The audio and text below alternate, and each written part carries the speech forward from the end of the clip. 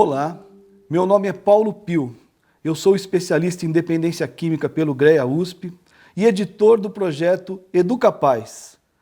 O projeto EducaPaz nasceu de uma demanda, de uma carência essencial da sociedade. Os pais do novo milênio não sabem como lidar com o problema das drogas. Muitos nem sabem o que são drogas. Mais ou menos é assim. Os pais não sabem que não sabem. Eles não chegam nem na condição de saber que não sabem. Eles preferem esconder o problema debaixo do tapete e não buscar a informação de fontes seguras. Vendo isso, nas mais 560 escolas nas quais presto consultoria com o projeto Pais Atentos, Filhos Felizes, Alunos Saudáveis, eu senti essa carência essencial e busquei em um curso que traduz da ciência constituída para uma linguagem mais coloquial, para uma linguagem mais do pai, do dia a dia das famílias, preceitos, valores e ensinamentos sobre prevenção ao uso de drogas. Vamos então saber o que são drogas? Porque muitas vezes nós vamos às drogarias quando nós, algumas vezes, machucamos o joelho jogando futebol, ou a mulher machuca a mão jogando vôlei. Ela vai até o médico, ele prescreve um anti-inflamatório e esse anti-inflamatório vai fazer a sua função. Ela toma de 8 em 8 horas ou de 12 em 12 horas, passa pela nossa corrente sanguínea, faz o seu trabalho e ele é expelido ou excretado pelos rins, pela urina, pelo fígado e vai embora. Na verdade, você tomou uma droga sim, porque droga é toda substância ou produto que, administrado em um organismo vivo, vai mudar artificialmente uma das suas funções. Então nós tomamos sim drogas durante a vida. Então vamos entender direito o conceito de drogas. Toda substância que vem de fora para dentro, que o nosso organismo não produz e que muda artificialmente algo em nós, é uma droga.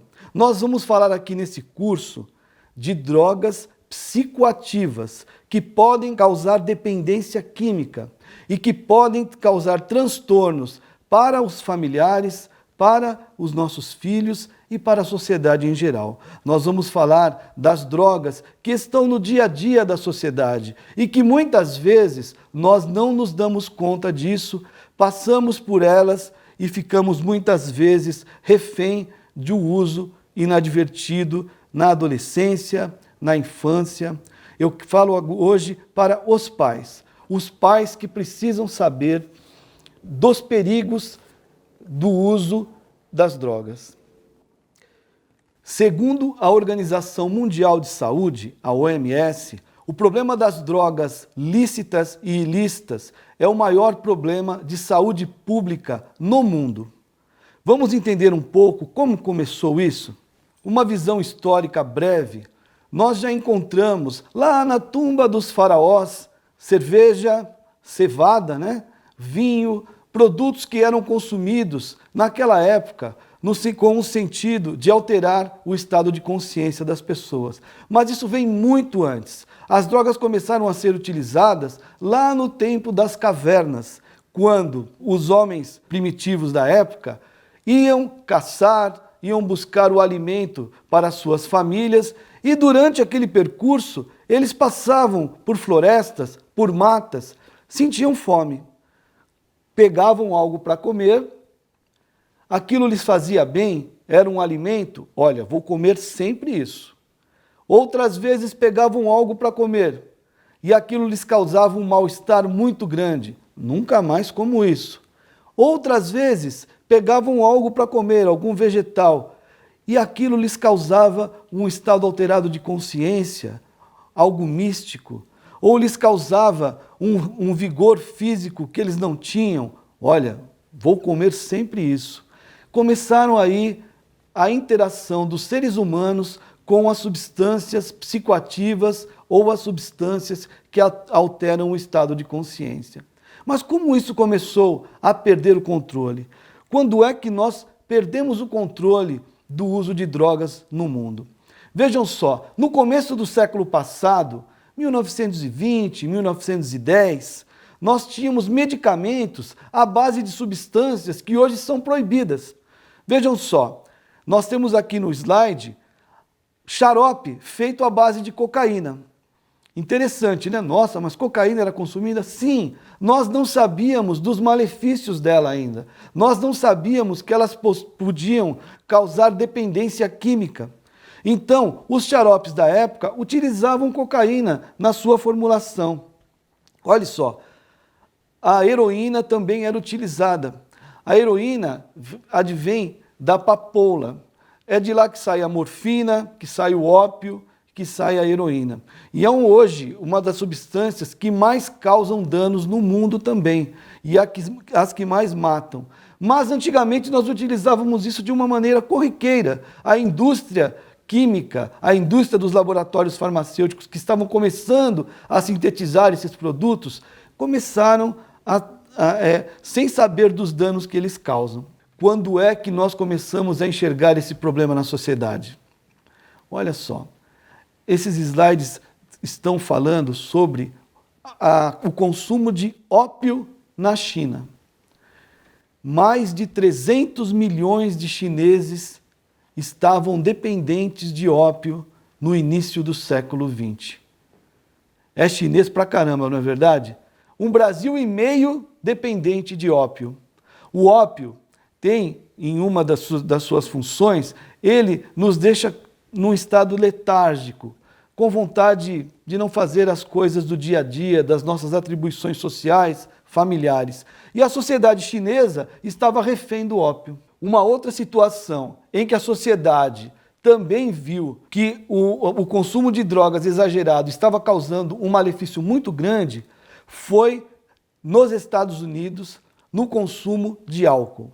Nós tivemos em 1925 o advento da lei seca nos Estados Unidos. Todos aqui conhecem, né? Al Capone, conhecem a história do consumo de álcool em alambiques, em lugares piratas na época. Isso mesmo, os filmes de Al Capone se originaram lá. Durante 10 anos, os Estados Unidos proibiram o consumo de álcool no seu país. Deu certo? Claro que não, porque nós somos muito criativos. Fizemos de forma pirata e tivemos todos os malefícios para a sociedade americana daquela época. Eles tiveram que liberar com leis um pouco mais severas. Mas, naquela época, nós já tínhamos uma base. Olha, essas substâncias, seja o álcool, seja a heroína ou outras, elas causam um mal à sociedade. Elas não podem ser consumidas de forma inadvertida. E por que será que o ser humano é tão atraído pelas drogas? Por que será que as pessoas começam a consumir e logo depois se sentem, muitas vezes, compelidas a um uso contínuo? Se fosse algo ruim, se fosse algo muito que causasse muito mal-estar, consumiríamos uma vez e acabou. Olha, eu peguei dos compêndios da ciência algumas dicas de como as pessoas utilizam e por que elas utilizam. Busca de prazer. As pessoas utilizam para obterem o prazer que ela proporciona. E nós vamos falar isso durante a nossa apresentação. Alívio temporário do estresse ou ansiedade? Também. E esquecer temporariamente alguns problemas ou postergar preocupações? Também. Relaxar agora após um dia estressante? Também. Notamos que isso faz parte da sociedade, isso permeia a nossa sociedade, não é verdade? Sentir-se parte do grupo ou entrar nele, isso acontece muito com adolescentes, viu? Vivenciar experiências místicas ou religiosas acontece com seguidores do Santo Daime, pessoas que utilizam determinadas substâncias para que eles possam ter uma interação com a sua religião, com os seres que habitam aquela religião. E aliviar a dor ou alguns sintomas de doença. Olha só, nós estamos o tempo todo utilizando substâncias que alteram o nosso estado. Vocês lembram que a droga realmente é algo que vem de fora para dentro, que altera um ou outro estado nosso e que faz com que nós muitas vezes nos sintamos num estado de alerta, ou muitas vezes tenhamos experiências místicas, a droga realmente provoca esses estados no emocional, no psicológico e no físico também. E por que é que as drogas causam tanto prazer? Por que é que tantas pessoas muitas vezes se tornam dependentes ou consumidores abusivos de determinadas substâncias, sejam elas lícitas ou ilícitas? É porque as drogas atuam no sistema de recompensa do nosso cérebro. Olha só, quando nós estamos diante de um prato de comida gostoso que a sua mãe fez no domingo, você vai, olha para ele e já sente-se com a boca molhada, com aquela vontade de consumir. Você está atuando no seu sistema de recompensa, no seu sistema do prazer do seu cérebro.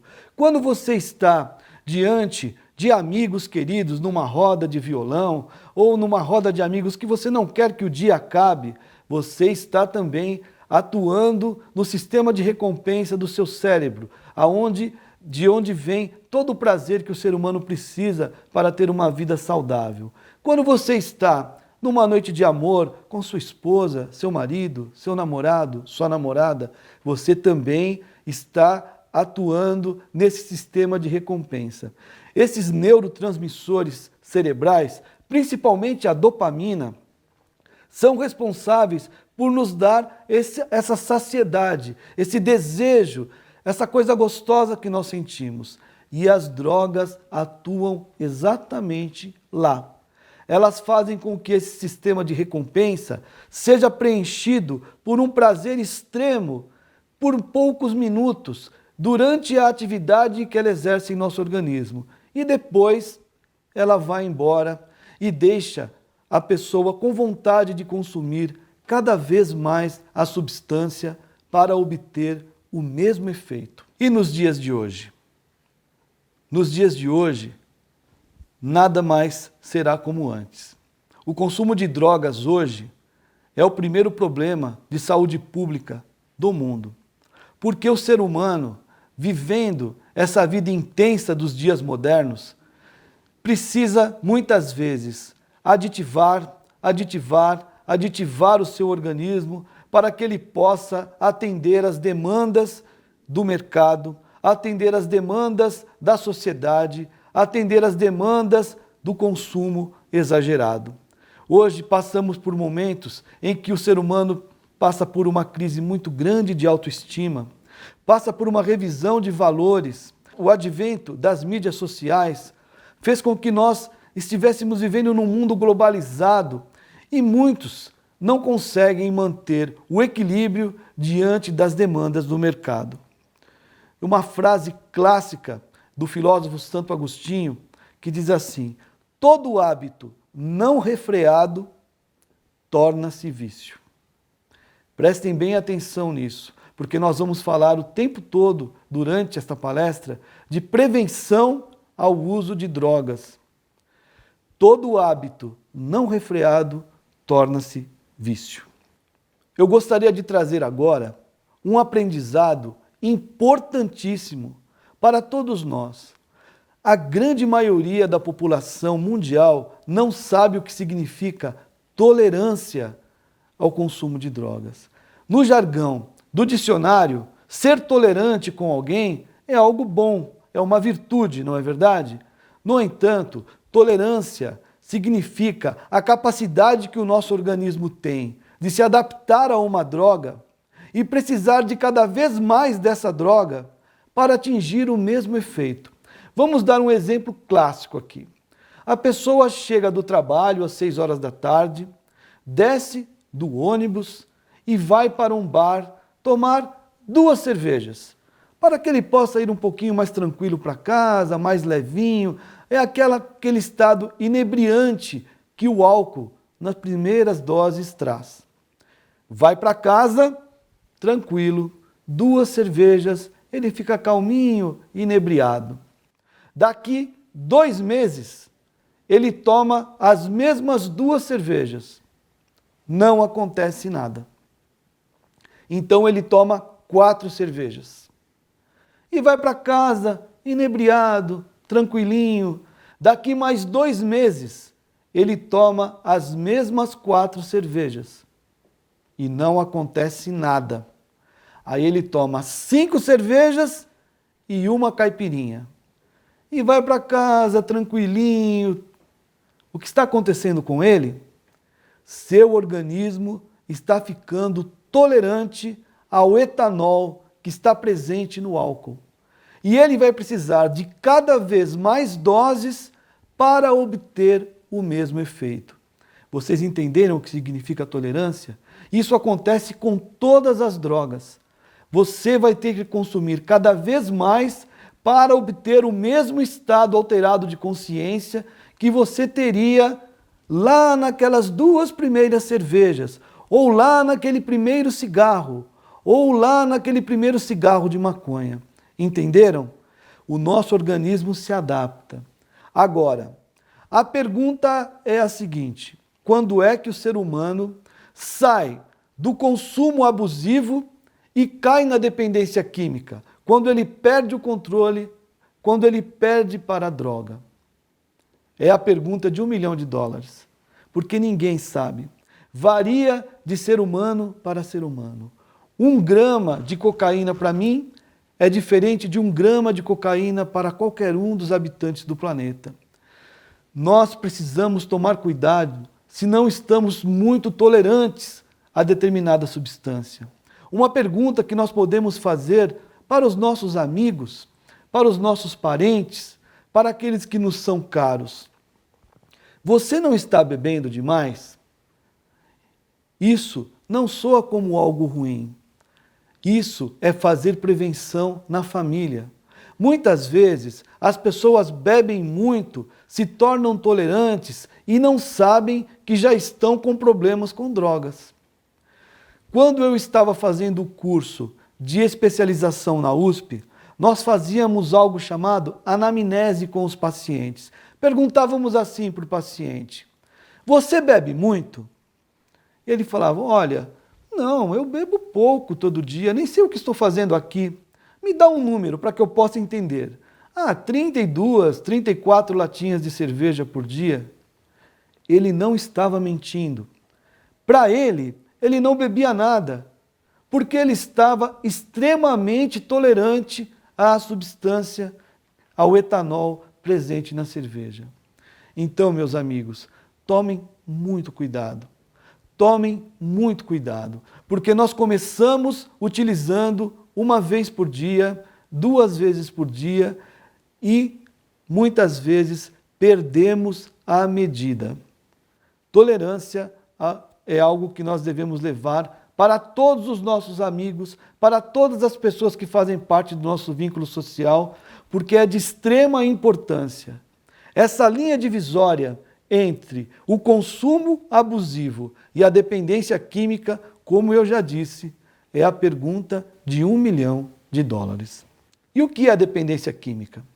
Dependência química é uma doença. Quando alguém perde o controle, quando alguém perde para as drogas, ele não consegue mais conviver socialmente. Eu vou dar aqui alguns dados do CID-10, que é um compêndio de medicina, que diz ali, quando você vai num profissional, num psiquiatra, num especialista em dependência química, ele faz algumas perguntas e, diante dessas perguntas, colhe as informações que ele precisa para saber se você tem problemas com drogas. Vamos a elas? Desejo intenso ou compulsão para consumir. Tolerância, acabamos de falar o que significa. Abstinência. Aumento do tempo empregado em conseguir ou recuperar-se dos efeitos. É a famosa ressaca. A pessoa, depois do uso, fica muito tempo para se recuperar. Abandono progressivo de outros prazeres ou interesses devido ao consumo. Um exemplo clássico: a pessoa tinha um grupo de amigos, convivia muito bem, daqui a pouco ela sai dessa convivência e ela vai apenas utilizar a substância com uma ou outra pessoa ou em algum local e ela deixa todo aquele roldão de pessoas que estavam ao seu lado. Desejo de reduzir ou controlar o consumo com repetidos insucessos. Olha só, tem um jargão ou uma piadinha sobre o cigarro que é muito interessante. As pessoas falam assim: parar de fumar é fácil. Eu mesmo já parei 10 vezes. Muitas vezes as pessoas querem parar, mas elas não conseguem. Esse é um caso clássico de dependência. Você está se tornando dependente à substância que você está utilizando para obter o prazer. Mas ela vai te tirar de todos os outros prazeres. Vamos prestar atenção nisso. Vamos falar um pouquinho sobre a classificação das drogas. Nós temos 3 tipos de drogas. Vamos falar agora das depressoras do sistema nervoso central: álcool, benzodiazepínicos, opioides ou solventes. Vou falar um pouco de benzodiazepínicos. Mas o que é isso, benzodiazepínico? Benzodiazepínico é um medicamento que é prescrito pelo médico, pelo clínico geral, pelo psiquiatra. É um calmante. Tudo que termina com pan, diazepam, bromazepam, é um benzodiazepínico. E algo que deve ser muito bem explicado, porque as mulheres de meia idade, principalmente, têm utilizado de forma irrefreada essa substância. Vamos dar um exemplo clássico aqui. A pessoa está com um problema no lar ou está muito nervosa, chegando na meia-idade. Ela vai até um clínico geral, ele vê que ela está um pouco ansiosa, um pouco nervosa e prescreve um benzodiazepínico 2 vezes ao dia. O medicamento foi feito para que ele possa ser acompanhado pelo médico e daqui 3 meses mais ou menos, ele possa ser descontinuado devido à melhora do paciente. Mas não. Essa pessoa toma 2 vezes por dia, sente-se bem, e aí, vocês lembram lá da tolerância à substância, ao consumo? Ela começa a ficar tolerante ao benzodiazepínico. Então, daqui 6 meses, ela vai no clínico geral novamente e fala: doutor, não está fazendo mais efeito. Aí ele prescreve 3 ao dia. Ela fica mais uns 3, 4 meses, boazinha, calminha. Volta no doutor e fala: doutor, não está fazendo mais efeito. Aí ele dá 4 vezes ao dia. O que está acontecendo? Ela está ficando tolerante à substância que está nesse benzodiazepínico e ela vai ficar dependente dessa substância. Quando ela quiser descontinuar, muitos problemas vão advir, porque a síndrome de abstinência dessa substância é muito, muito, muito grave. Um nervosismo irrefreado, ela vai brigar com todo mundo da família, ela vai ter palpitação, taquicardia, ela vai ficar com problemas sérios no seu relacionamento, porque tornou-se dependente de uma substância de uso controlado que é prescrita pelo médico. Vamos tomar cuidado quando tomamos calmantes. Eles servem para uma fase da nossa vida. E essa fase passa. A tendência é que nós possamos viver novamente em sociedade sem o uso de medicamentos de uso contínuo que podem nos causar tanto mal. Temos também as drogas perturbadoras. A cannabis, que é a maconha, a mescalina, o êxtase, o LSD e o santo daime, apenas como exemplos. O santo daime muitos conhecem, é aquela droga utilizada em cerimônias religiosas. E temos também os estimulantes, anfetaminas, vocês já lembram, né? Aquela bolinha que os caminhoneiros usam, né? Aqueles comprimidinhos para ficarem 15, 18 horas dirigindo. Temos também a cocaína, o crack, a nicotina e a cafeína. Cafeína, rapidamente, dentro dessas substâncias. Poxa, mas café vicia? Café nos torna dependentes? Não. A cafeína que está presente no café, ela é uma droga muito pouco dose dependente. Se nós tomarmos 2, 3, 4 cafezinhos no dia, não tem problema nenhum. No entanto, eu conheço pessoas que tomam 3 garrafas de café no escritório. Aí sim, ela não vai se tornar dependente do café, mas ela vai ter problemas sérios no estômago, por exemplo, uma úlcera. Ou quando ela quiser descontinuar por um motivo ou por outro, vai dar aí umas 2, 3 semanas de irritação, que é a síndrome de abstinência do café no seu organismo. Vamos tomar cuidado, como nos disse Santo Agostinho, para que nós possamos moderar as nossas atitudes. Vamos verificar agora os padrões de uso que geralmente nós denominamos para o consumo de uso de drogas. Nós temos o não uso de jeito nenhum, o uso experimental, geralmente o uso experimental é o adolescente, começa no dia a dia, aquela fase, esporádico, frequente, dali para baixo é muito ruim. Uso pesado, abuso e dependência. Vamos então falar um pouquinho mais aqui nos slides para que a gente possa dar exemplos dos padrões de uso. Nós temos o experimentador, que vai muitas vezes movido pela curiosidade. Isso acontece em 99% na adolescência. Mas olha, um dado importante para as famílias e para que vocês possam reproduzir essa informação para todo o seu meio social. Esse é um dado extraído dos compêndios da ciência. Crianças ou adolescentes que têm a oportunidade de experimentar dos 10 aos 15 anos, seja o álcool ou o cigarro ou qualquer outra substância, possuem 5 vezes mais chance de se tornarem dependentes ou terem problemas sérios com a substância na fase adulta. Então, senhores pais, responsáveis, amigos, vamos tomar cuidado e não oferecer drogas na infância. Existem ainda avós antigos que ainda possuem, vêm daqueles sistemas patriarcais, vêm ainda de vícios antigos. Eu conheço até um exemplo clássico de um amigo que me disse assim: meu pai me deu um cigarro com 10 anos. E ele falava assim: todo homem deve ter um vício. Vejam só a ignorância desse pai, que veio, claro, com aquilo que ele aprendeu no dia a dia da sua vida, mas ele, com 10 anos, já fumava, porque o pai disse que todo homem tinha que ter um vício. E ele realmente teve problemas com cigarro e foi largar depois dos 30 com problemas sérios no pulmão.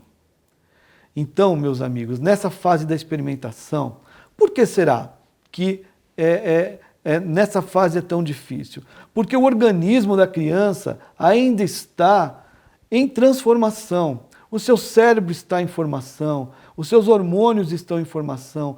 Ele vai captar essa substância como algo prazeroso e será difícil descontinuar lá na frente. Temos também o uso ocasional, que é aquele uso mais frequente, nas baladas, no dia a dia. Geralmente as pessoas deixam para beber muito nos finais de semana. Isso faz um mal muito grande. Nós aqui não estamos fazendo juízo de valor, consumir ou não consumir, desde que seja com moderação, tudo nos é lícito. No entanto, vamos tomar cuidado com as bebedeiras nos finais de semana, porque os grandes problemas cardíacos, cardiovasculares, são ocasionados pelo uso inadvertido de uma grande quantidade de bebida durante um breve período de tempo. Nós temos também o habitual, sem ruptura. Isso acontece muito hoje em dia. Nós temos um fenômeno novo de muitas pessoas vivendo sós. As pessoas chegam do trabalho e tiram o estresse tomando algumas doses.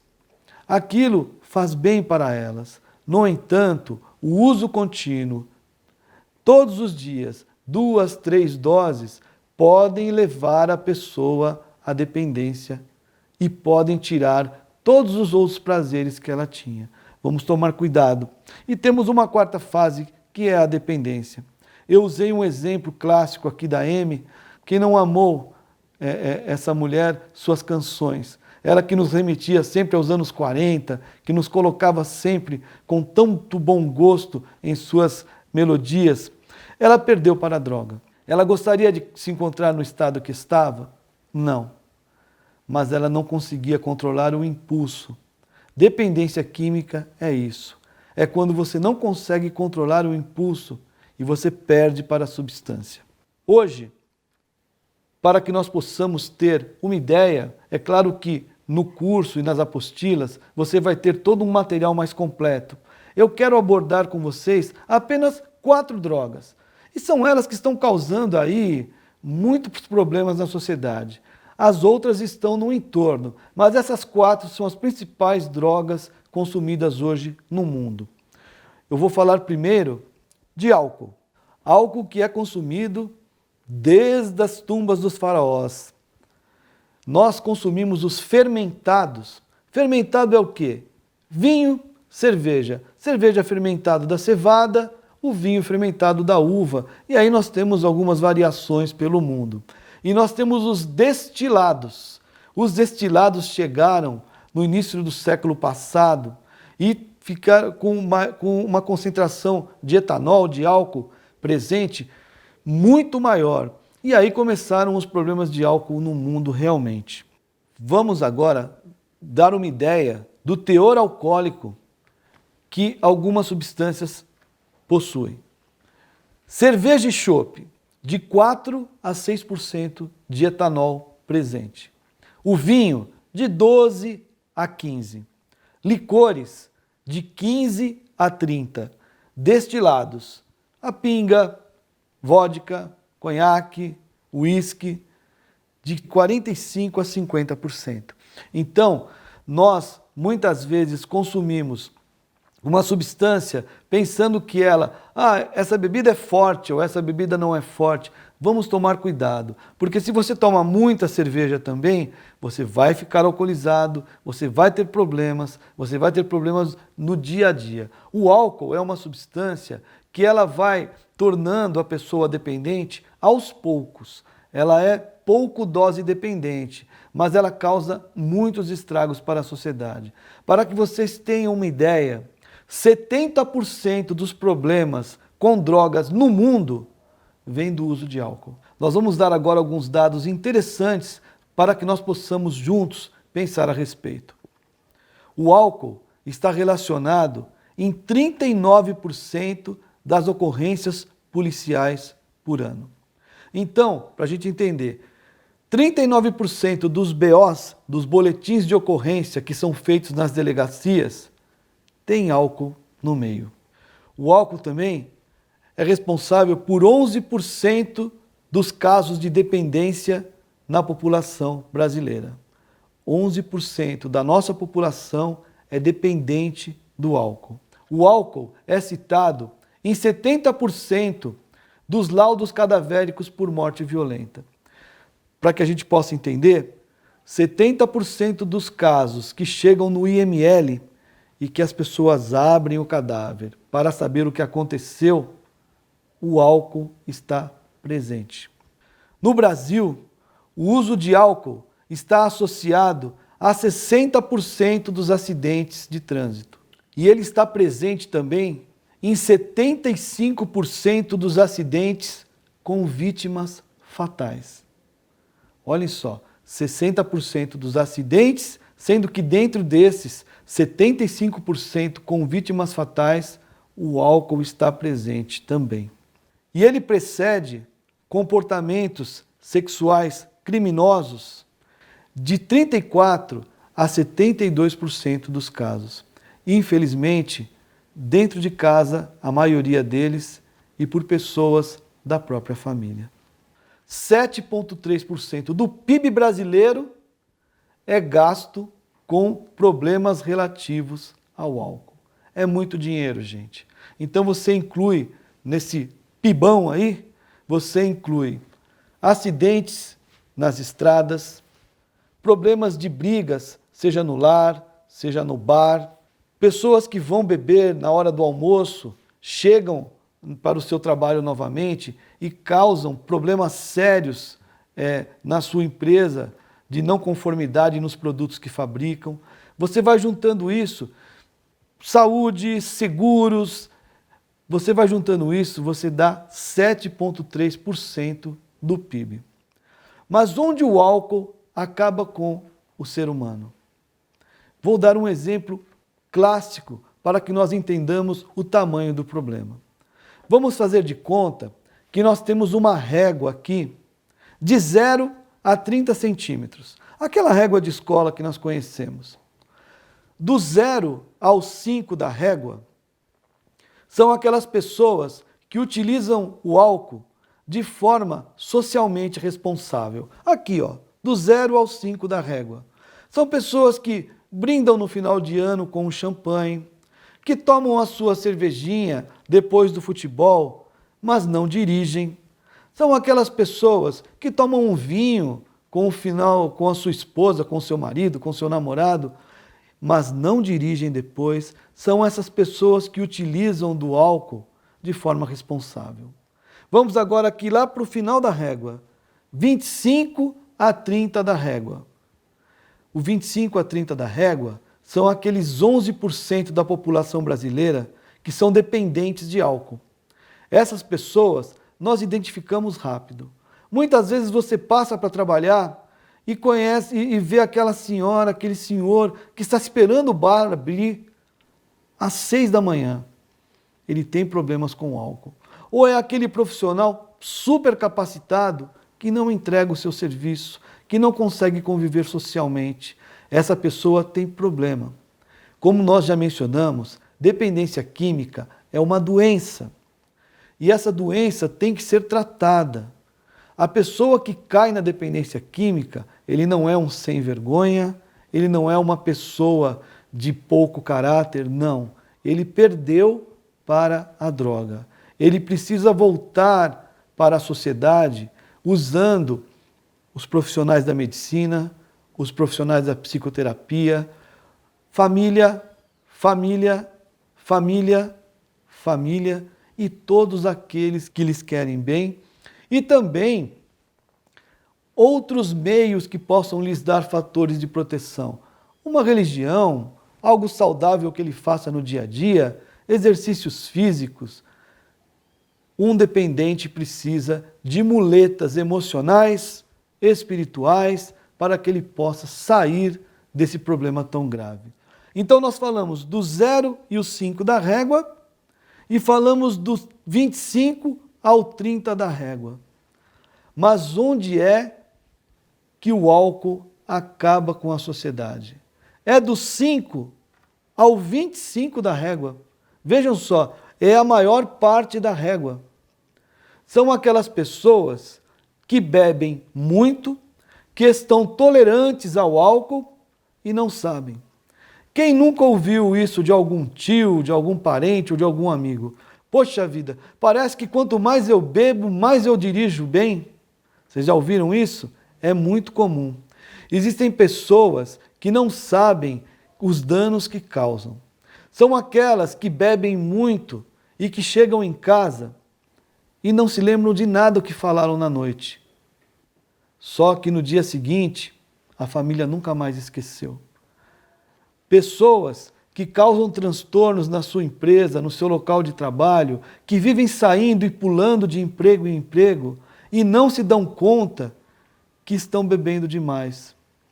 Existem pessoas que fazem o uso descontrolado do álcool nesse espacinho dos 5 ao 25 da régua e falam assim: nossa, mas será que eu não posso ir num buffet infantil e beber? É o meu direito.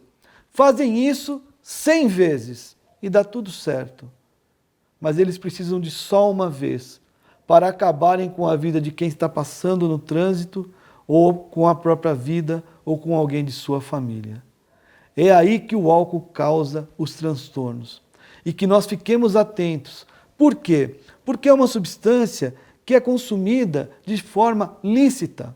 Ela pode ser comprada em qualquer local. Vamos tomar cuidado. Vamos ter a nossa medida. E essa é a medida da prudência. Vamos agora a outra substância muito utilizada pela população mundial e que tem trazido muitos estragos para toda a sociedade. Vamos falar do cigarro e do tabaco presente no cigarro. Para que vocês tenham ideia, 6 milhões de mortes no mundo são associadas ao uso do cigarro.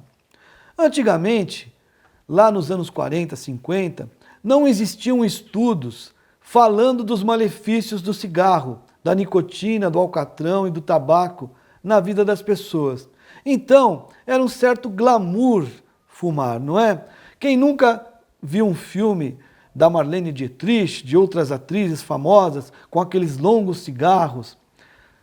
Era um hábito. Nós não sabíamos que ele fazia mal. Agora, nós temos certeza. Dos anos 60 para cá, estudos científicos têm demonstrado grandes e grandes males que a nicotina, o alcatrão e o tabaco trazem para a saúde.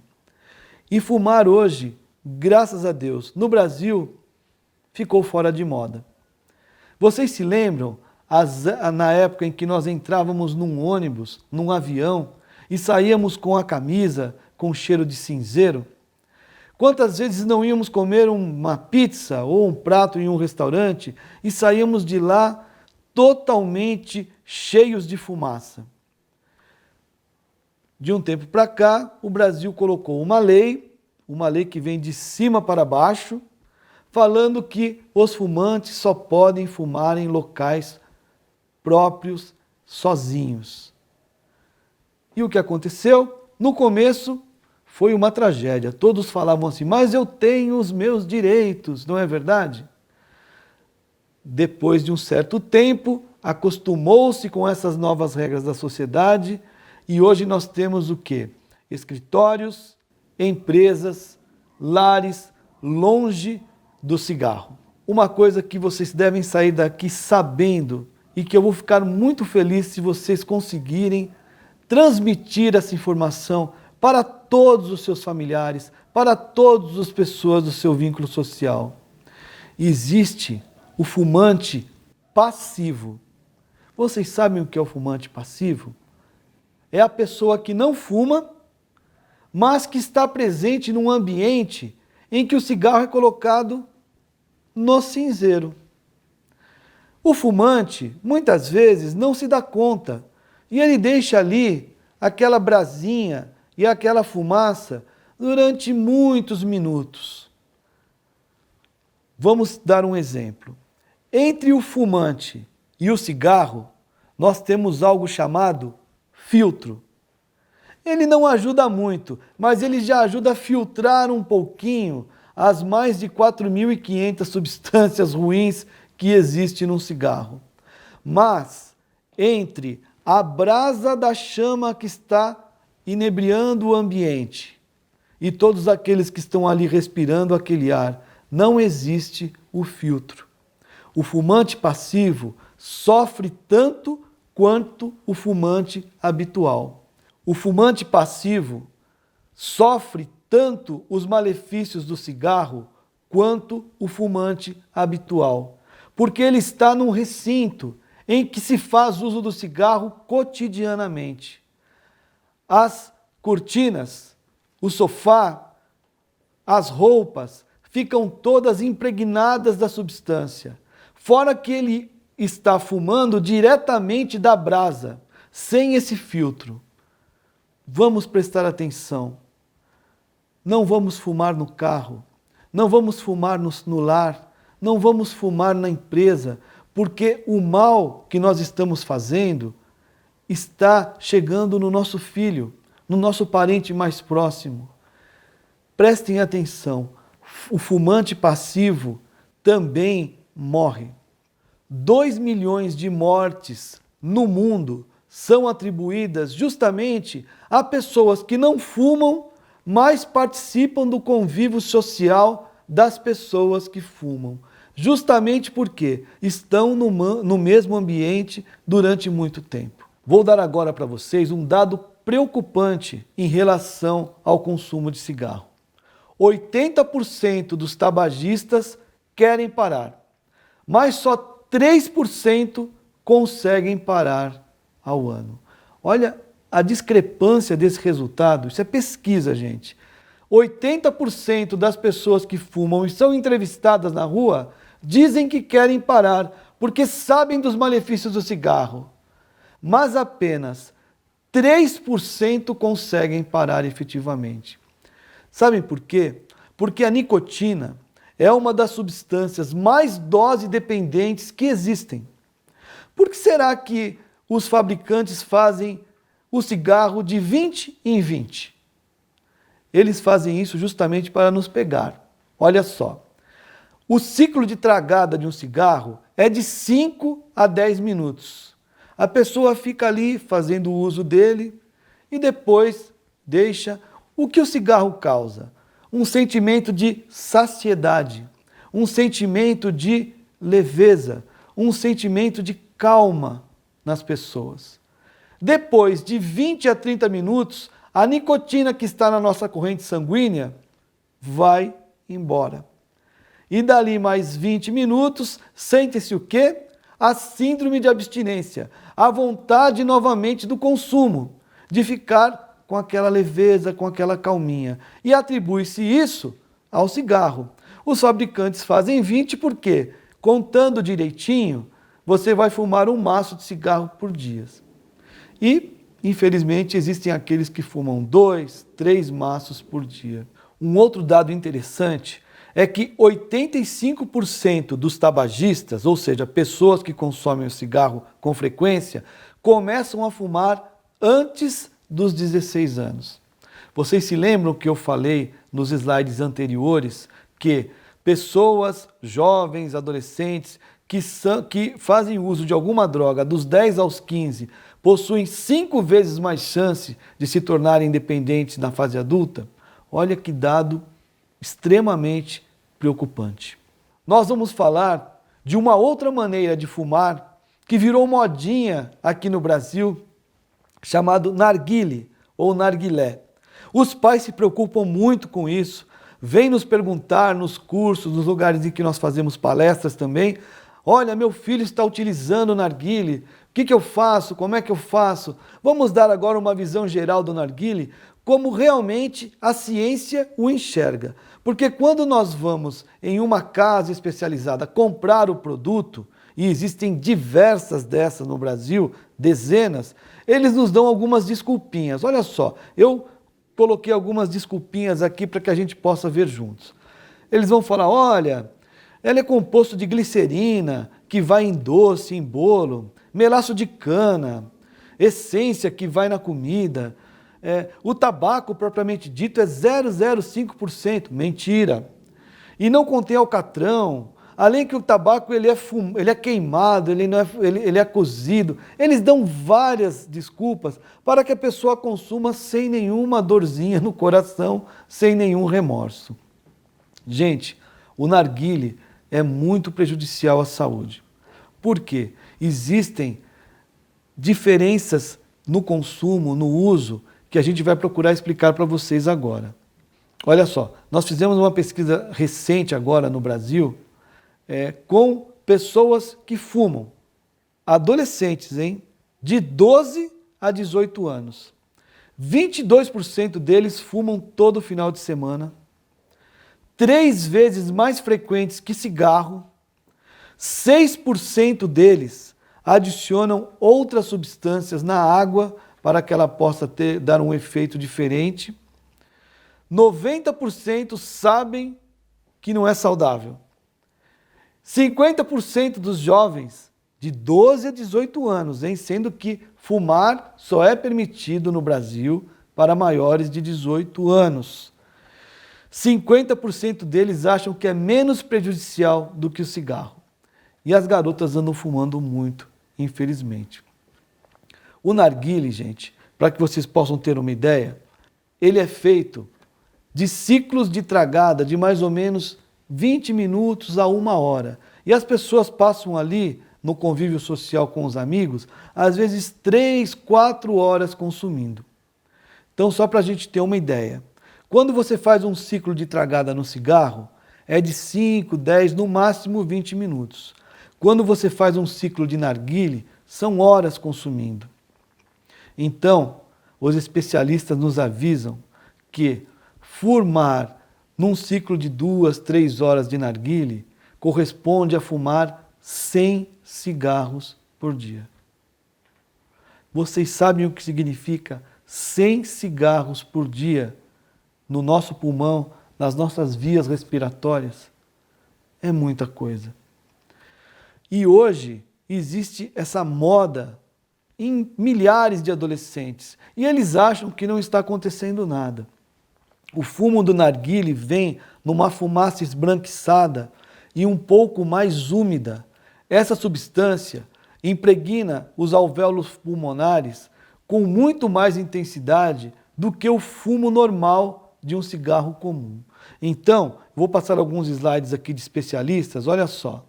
Ele possui 4 vezes mais nicotina num ciclo de tragada de horas, 11 vezes mais monóxido de carbono, 100 vezes mais alcatrão. Então, gente, um ciclo de amigos fumando narguile equivale a 100 cigarros por dia. Preocupante, não é? Vamos falar para os amigos, vamos conscientizar os filhos. O que eles ouvem lá nas casas que vendem narguile, a gente já expôs aqui. Vamos conversar com eles, seguindo os padrões da ciência. Nós temos hoje na web diversos estudos falando sobre isso. Vamos buscar a informação de fontes seguras. Outra substância das mais utilizadas no mundo e que tem causado um rebuliço nos dias de hoje é a maconha. Vamos falar um pouquinho sobre o que as pessoas ouvem por aí sobre o consumo de maconha e sobre o que a ciência também nos diz. O que dizem por aí? Maconha não faz mal à saúde, não vicia. Legalize já, uma erva natural não pode te prejudicar. Eu adoro o Marcelo D2, mas não concordo com ele. Existem coisas piores, cigarro, bebida, os adolescentes adoram falar isso porque eles ouvem isso. Liberar é o caminho para acabar com o tráfico. Meus amigos, eu sou profissional de marketing também.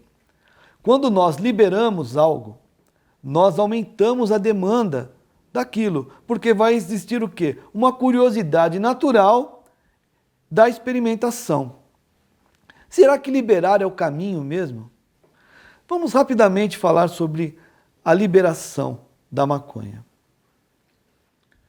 Hoje, as pessoas que são pegas aqui no Brasil com o porte de maconha, elas não são presas. A maconha já é descriminalizada no Brasil desde 2007. Vejam só, se você for pego com 1 grama de maconha e falar que era para o seu consumo próprio, você vai até a delegacia, um boletim de ocorrência é feito e você é liberado para depois ir diante de um juiz com uma pena leve, dentro da sociedade você não vai preso. Se você for pego com 2 quilos de maconha no seu carro e o policial acreditar que é por consumo próprio, você também não vai preso. Não existe o peso, a quantidade que faz com que você fale, eu sou traficante ou é para meu consumo próprio. Vejam só, isso dá margem a inúmeros problemas. Porque quem vai enquadrar você, seu filho, algum parente próximo, se ele é traficante ou não, é o olho do policial. Existem milhares de policiais honestos, cônscios de seu dever na nossa sociedade. No entanto, nós sabemos também que existem policiais corruptos. Como em todas as profissões, existem aqueles que são honestos e aqueles que não usam da honestidade para com os seus deveres. E como é o olho do policial que vai identificar o tráfico ou não, coisas muito estranhas acontecem. Um exemplo clássico. O jovem é pego portando êxtase numa baladinha, 10 comprimidinhos no bolso. O policial o aborda e pergunta para ele, o que seu pai faz? Ah, meu pai é empresário. Ah, tá bom. Ele vai ligar para esse pai e dizer assim, olha, seu filho está comigo aqui na delegacia. Ele pode ser pego como usuário comum, vai lavrar um boletim de ocorrência aqui, vai para sua casa agora, ou ele pode ser pego por tráfico. O que o senhor quer? Que ele fique 8 anos preso, sem direito à fiança? O pai vende o carro, vende a empresa para deixar o filho livre. Falando do êxtase ainda. Por que eu dei o exemplo do êxtase dos 10 comprimidinhos? Porque é muito comum o jovem comprar 10, 20 comprimidinhos do êxtase, colocar no bolsinho aqui da camisa e fazer uma venda para os amigos para que ele não pague do bolso o seu consumo. Então ele vai até um amigo e fala, olha, 20 reais, 10 reais, 20 reais. O que ele está fazendo? Tráfico. Por quê? Ele está pegando algo, colocando um dinheiro no bolso, mediante o pagamento. Isso é tráfico. Isso acontece com maconha também. Às vezes a pessoa utiliza e o olho do policial vai falar, é tráfico ou não é? Gente, isso é muito importante que os pais saibam, que os amigos saibam, que as pessoas responsáveis por jovens saibam, para que a gente possa repassar isso para eles, porque muitas vezes as pessoas são levadas à prisão, no convívio com pessoas muito mais difíceis, apenas por isso. Então, a maconha é algo que não existe consenso ainda nem entre os especialistas em dependência química do Brasil. Vejam só, alguns acham que liberar é a solução. Por quê? Porque você eliminaria o tráfico e ela geraria impostos para o país. Um dado interessante, de 40% a 50% do cigarro consumido no Brasil vem do Paraguai, vem da Bolívia, vem de países próximos aqui do Mercosul, via clandestina. O que vocês acham que ia acontecer se nós liberássemos a maconha? Ela ia sair da biqueira da favela? Na minha opinião, e eu sempre, como falei, não é consenso, ela iria continuar sendo vendida em grandes proporções na favela, um pouquinho mais em conta para cativar o cliente, e o tráfico iria lucrar muito mais. E nós teríamos cigarros de maconha da Souza Cruz, da Philip Morris, nas padarias, nos mercados, com diversos teores, odores, sabores, e tudo iria continuar. Ali nós teríamos os impostos pagos e nós teríamos por baixo do pano o tráfico lucrando mais. Por quê? Porque nós aumentamos a demanda. Muitas pessoas que não iriam porque ela está proibida, iriam para a fase da experimentação. Eu não faço juízo de valor. Existem substâncias e substâncias, mas eu estou falando aqui de prevenção. Prevenção significa vir antes. Vir antes do uso, antes do abuso ou antes da dependência. É muito mais fácil prevenir do que arcar com o uso descontrolado. Uma outra crendice da maconha é, olha, eu só uso aos finais de semana, ela acalma, ela não gera dependência. Claro, a maconha possui em suas substâncias atributos para deixar a pessoa mais calma, mais tranquila, mas ela é uma substância psicoativa. Ela causa dependência, sim, e ela tem que ser utilizada, ela não pode ser utilizada hoje porque está proibida, mas as pessoas que utilizam mesmo assim devem tomar muito cuidado na sua utilização. A maconha, hoje os jovens têm como regra geral, e é muito comum nós ouvirmos nas palestras, nos cursos deles assim, olha, mas ela é utilizada de forma medicinal. Sim, ela é utilizada sim. Só que existem 2 componentes essenciais da maconha. Nós temos o canabidiol e o THC, o tetracanabidiol, que é uma palavra enorme. São 2 substâncias. O canabidiol é uma substância que não dá efeito psicoativo, quer dizer, ela não dá barato, ela não te leva para um estado alterado de consciência, e é daqui que é retirado as substâncias que são utilizadas pela medicina. O THC, ele que faz com que as pessoas fiquem com um estado alterado de consciência, pode ser separado no laboratório. Então, nós devemos tomar cuidado com o que a gente ouve. Nós estamos em épocas de fake news, em que 99 verdades são ditas e uma mentira é colocada ali no meio. E nós tomamos tudo como verdade. Como já disse, não faço juízo de valor, eu apenas venho falar de prevenção, para que nós tenhamos cuidado com o uso abusivo. Vamos dar aqui algumas características que a maconha faz e que são comprovadas pela ciência. Olha o que comprovam os estudos. Ela pode causar dependência química e psíquica, sim. Ela causa queda no desempenho intelectual, na memória e na concentração com o uso constante. Existem riscos mais altos de se desenvolver esquizofrenia e depressão, de 3 a 5 vezes de quem usa para quem não usa. E também causa danos expressivos no cérebro, mesmo em usuários leves. E uma outra coisa que a maconha causa, que é muito importante relatar aqui para vocês. Ela é mais cancerígena que o cigarro, ela não tem filtro, ela produz tolerância, lembram lá da tolerância? E ela causa algo chamado síndrome amotivacional. Mas o que é síndrome amotivacional?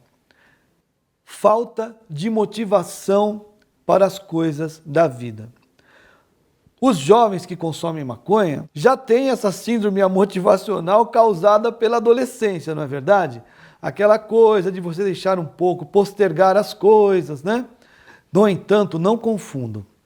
Síndrome motivacional, para quem utiliza com frequência a maconha, é muito difícil de reverter.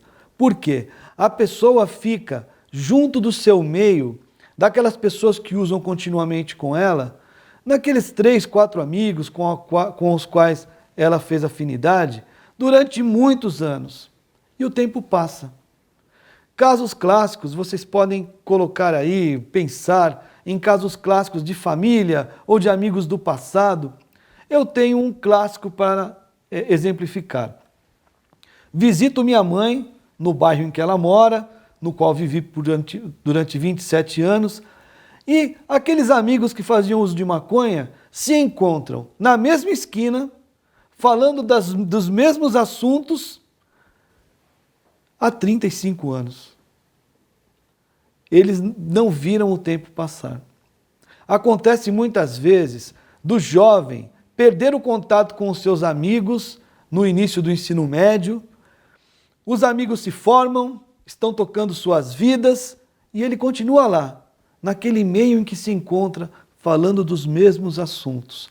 Porque a saciedade, a completude que ela causa, faz com que ele baixe as suas expectativas e ele não consegue conviver socialmente de uma maneira ordeira. Ele, de uma certa forma, está ficando dependente da substância. Outro problema sério, como se compra maconha? Geralmente, em locais ilegais, corremos um sério risco dela vir misturada com outras substâncias. Chama-se ali, na boca de fumo, de mesclado. Por favor, o mesclado é a mistura da maconha com o crack. No começo, as sensações são euforizantes devido ao crack e calmantes devido à maconha. Isso, dizem, é extremamente agradável. Mas o que os traficantes estão querendo ali? Fazer com que você passe também a consumir o crack. Vamos prestar atenção nos nossos filhos, nas pessoas que estão à nossa volta. Você não está ficando tolerante à substância? Você não está utilizando de forma inadequada? Vocês se lembram que é a dependência química? Você começa tendo um prazer intenso com a substância e depois perde todos estes prazeres que você tinha com os seus amigos, com a sociedade, com a sua família, para uma só substância que está alterando o comportamento cerebral. O objetivo desse curso é falar de prevenção para pais e educadores. E prevenção significa vir antes do uso, antes do abuso ou antes da dependência. E existem 3 níveis de prevenção que você vai ver muito bem explicado no curso. A prevenção primária é aquela que nós utilizamos geralmente nas crianças e adolescentes, para que eles possam evitar o primeiro contato. Existe a prevenção secundária, que é aquela que a pessoa já faz uso da substância, seja ela lícita ou ilícita, lembrando que substância lícita é álcool e cigarro, que pode ser comprado após os 18 anos, e substância ilícita são todas as outras. Prevenção secundária é quando a pessoa já consome e através de conselhos, de artigos científicos, ela pode chegar à conclusão de que ela tem que continuar fazendo o uso moderado disso. Ela não pode cair para o uso abusivo e a dependência química. E nós temos também o terceiro tipo de prevenção, que é a prevenção terciária. Infelizmente, em pessoas que estão num consumo abusivo e na dependência química. Esse tipo de prevenção é internação voluntária ou muitas vezes involuntária, quando ele está causando mal para outras pessoas ou está correndo um sério risco de vida.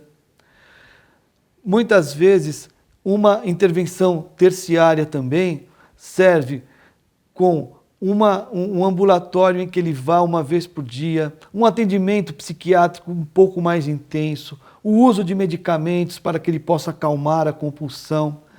Tudo isso vocês terão de forma bem exemplificada nas apostilas do curso.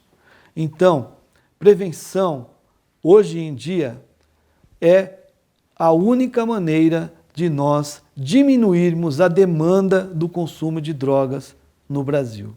Como nós já dissemos, prevenir é igual a vir antes do uso, antes do abuso ou antes da dependência.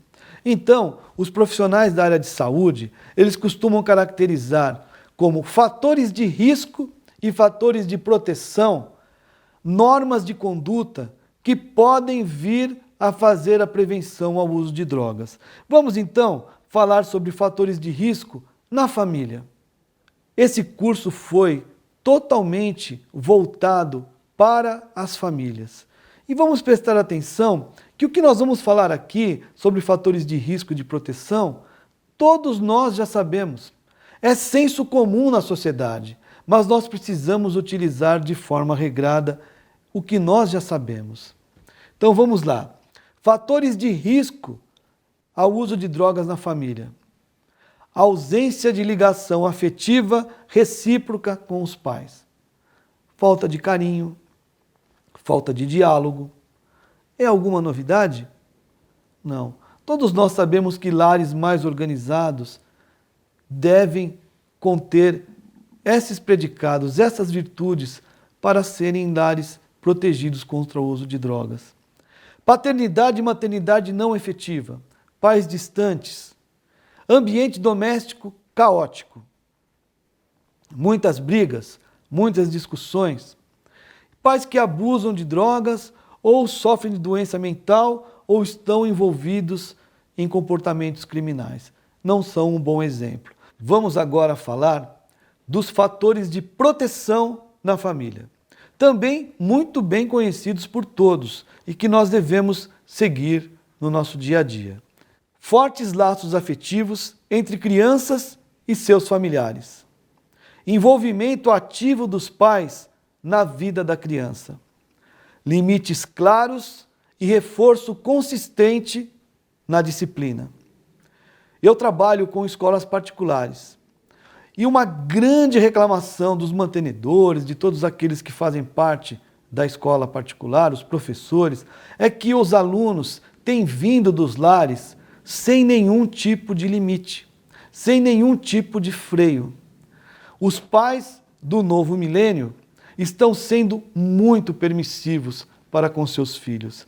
Aqueles que trabalham muito, chegam em casa só à noitinha e dão muitos presentes a seus filhos e não falam não, com aquele medo de não ter o amor de seus filhos, muitas vezes estão criando problemas para eles, para aqueles que têm a missão de educá-los também na escola e para a sua vida no futuro.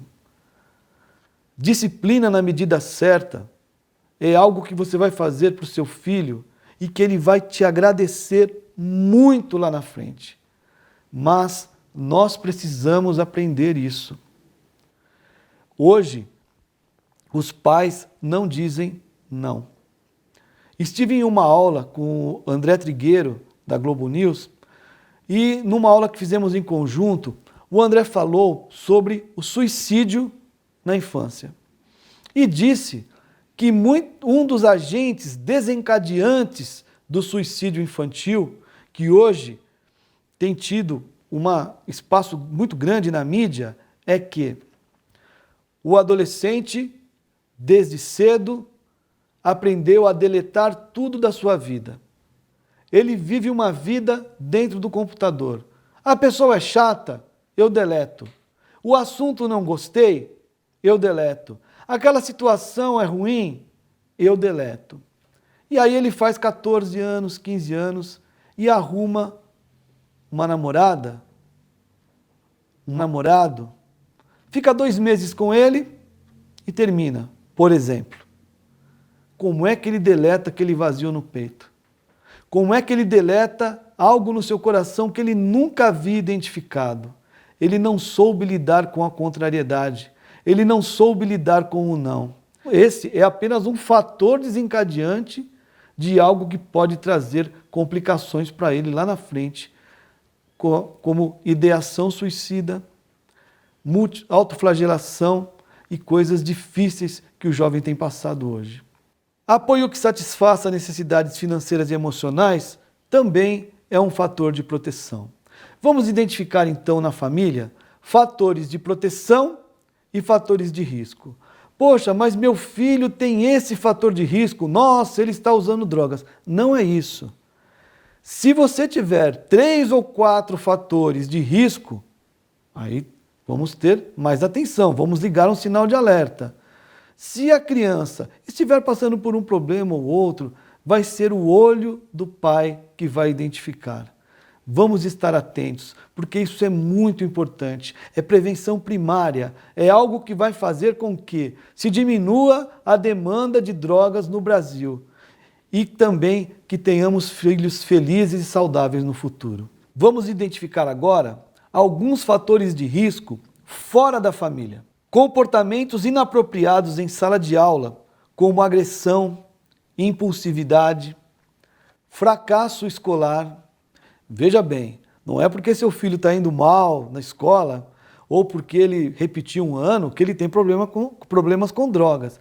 São vários fatores de risco juntos, como eu disse há pouco. Inabilidade em lidar com situações sociais. A criança é muito tímida, muito introvertida ou é extremamente extrovertida, não consegue ter limites ou dar limites para o seu comportamento. Um fator muito importante, a criança desde cedo é compulsiva. Olha, eu notei que meu filho, para tudo é muito. Comer é muito, doce é muito, dançar é muito, sexo é muito. Prestem atenção, pois ele tem compulsão, algo que deve ser analisado pelos pais e monitorado cotidianamente.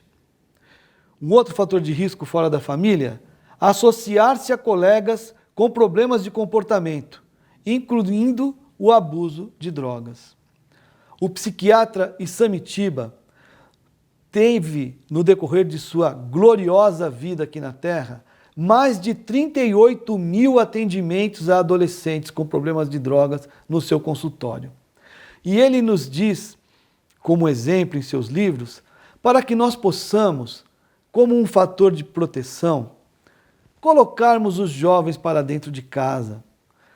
Os amigos dos filhos devem frequentar o nosso lar, para que nós possamos olhar no olho, para que nós possamos realmente saber com quem nosso filho anda.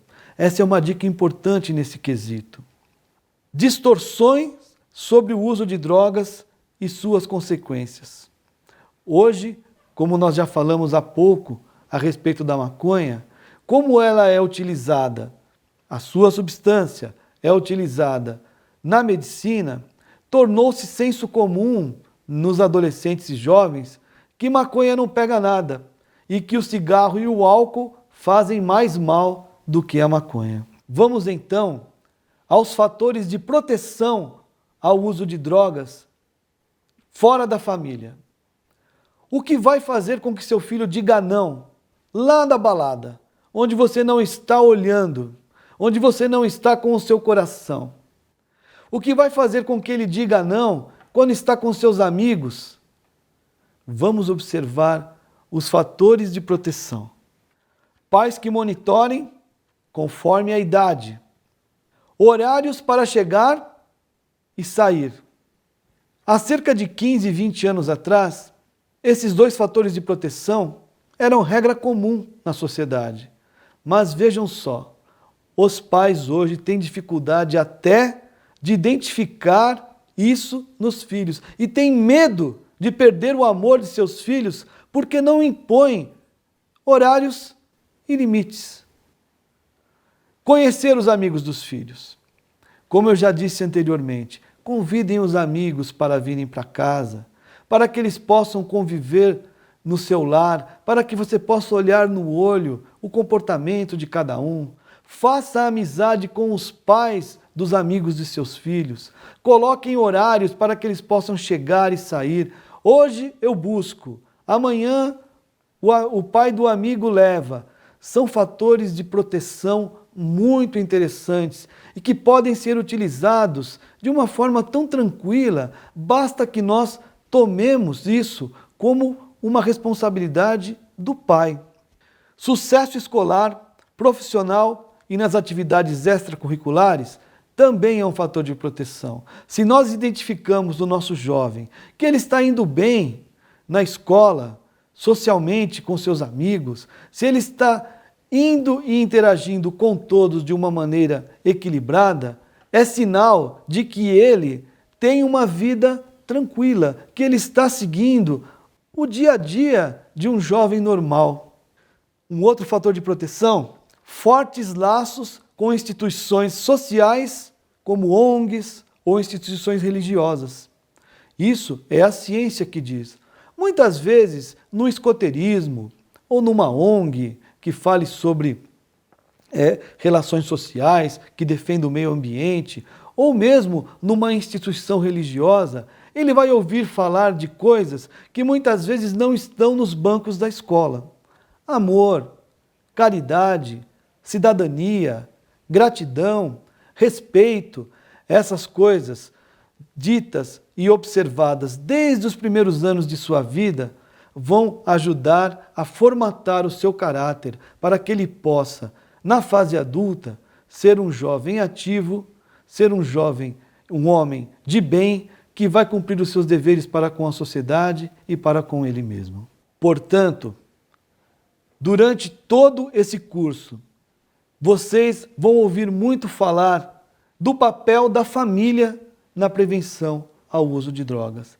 Durante esta palestra, vocês tiveram uma visão do que são drogas, daquilo que elas podem proporcionar para as pessoas. Vocês tiveram uma visão dos 4 tipos mais comuns de drogas utilizadas no mundo e tiveram também uma visão clara do que são fatores de risco e fatores de proteção.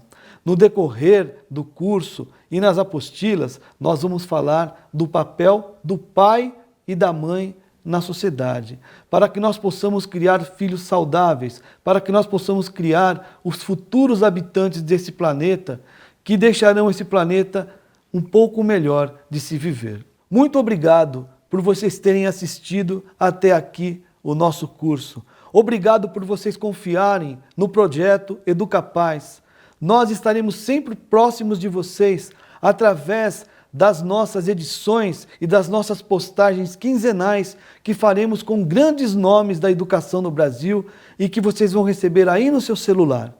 Continuemos com o nosso curso então e que vocês prestem atenção, porque nós precisamos formar nesse país cidadãos responsáveis como vocês, agentes de prevenção na sociedade. Muito obrigado e uma vida de grandes conquistas e de grandes vitórias no bem para você e para todos os seus.